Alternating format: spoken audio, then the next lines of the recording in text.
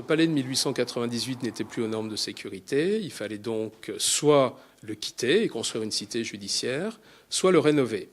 Il y a eu de très longues discussions, des mouvements de protestation du barreau, des avocats notamment, qui ont poussé pour que le palais de justice reste au cœur de la ville, au milieu des concitoyens, et que la justice puisse être rendue au cœur de la cité. Parlez-nous des sphinx, qu'est-ce qu'ils représentent? Alors, c'est la symbolique des sphinx, c'est la symbolique d'Œdipe, qui était très courante dans les palais de justice en Allemagne à l'époque. Donc la légende d'Œdipe, c'est quoi?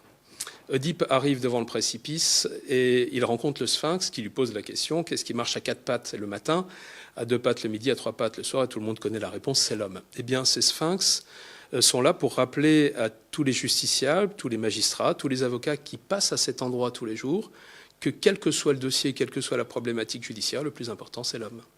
Et puis tout l'arrière du bâtiment a été complètement vidé, et on a créé au centre une espèce de jardin central avec une verrière ultra moderne et autour des salles d'audience nouvelles et des bureaux. Alors, je vais vous amener dans une salle d'audience. Attention. On a visité ces salles d'audience, elles sont très épurées, elles vous plaisent dans leur disposition? Alors elles m'inquiètent.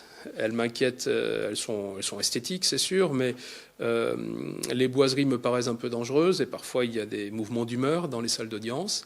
Et puis surtout, je suis en colère en tant que bâtonnier de l'Ordre des avocats contre ces cages en verre dans lesquelles on juge des gens aujourd'hui. On n'a pas besoin d'enfermer les gens dans une cage en verre pour les juger. Les plus grands criminels ont été jugés sans cage en verre ni barrière et ils pouvaient se présenter comme des êtres humains face aux juges et non pas comme des animaux. Il y a encore quelques points d'aménagement à régler, des questions de téléphonie notamment et de climatisation, mais je dois vous dire que nous sommes très contents de ce palais de justice qui est magnifique et surtout qui fonctionne sur une très bonne intelligence entre magistrats, avocats, greffiers, avec une juridiction qui tourne très bien. C'est une des meilleures juridictions françaises en termes de délai et en termes d'efficacité.